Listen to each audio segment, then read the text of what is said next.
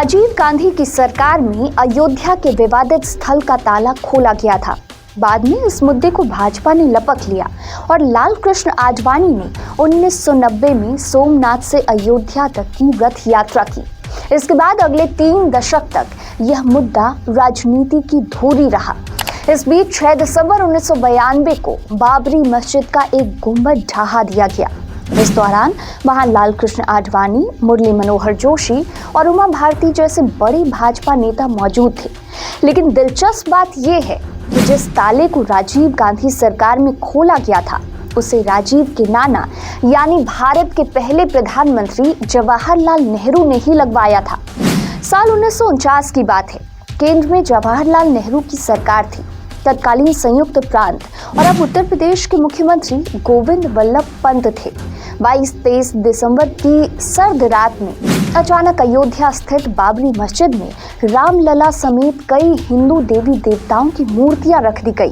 कहा जाता है कि यहीं से राम जन्मभूमि और बाबरी मस्जिद के विवाद को नया आयाम मिला। और ये वही दौर था जब कश्मीर में भी भारी तनाव था। इस बीच अयोध्या में शुरू हुए इस विवाद से नेहरू चिंतित हो गए। पंत को लिखे 26 दिसंबर 1949 के पत्र में वे कहते हैं, मैं अयोध्या के घटनाक्रम से चिंतित हूँ। मैं उम्मीद करता हूँ कि आप जल्द से जल्द इस मामले में खुद दखल देंगे। वहाँ खतरनाक उदाहरण पेश किए जा रहे हैं जिनके बुरे परिणाम होंगे। केंद्र सरकार चाहती थी कि बाबरी से मूर्तियों को जल्द से जल्द हटा लिया जाए। खुद प्रधानमंत्री नेहरू इस पूरे मामले पर नजर बनाए हुए थे।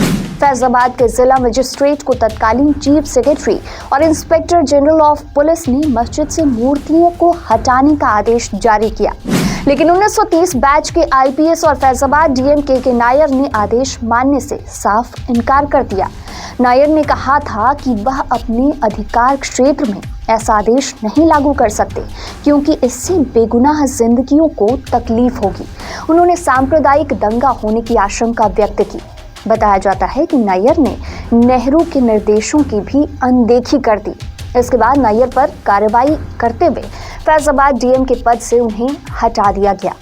अनुभवी गांधीवाद दार्शनिक केजी मशरूवाला को लिखे पत्र में नेहरू उन्हें बताते हैं, आपने अयोध्या की मस्जिद का जिक्र किया। यह वाकया 2 या 3 महीने पहले हुआ और मैं इसको लेकर बहुत बुरी तरह चिंतित हूँ। संयुक्त प्रांत सरकार ने इस मामले में बड़े बड़े दावे किए, लेकिन असल में किया बहुत कम। फैजाबाद के जिला अधिकारी ने दुर्व्यवहार किया और इस घटना को होने से रोकने के लिए कोई कदम नहीं उठाया।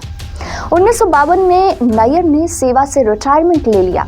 1967 के लोकसभा चुनाव में जनसंघ ने नायर को उत्तर प्रदेश के बहराइच से अपना उम्मीदवार बनाया। वह जनसंघ के टिकट पर चुनाव लड़े और संसद पहुंचे। तो आज के पंचतत्व में इतना ही। अगले एपिसोड में आपको राम मंदिर निर्माण से जुड़ी हुई और भी कहानियां सुनाएंगे। तो देखते रहिए पंचतत्व। नमस्कार।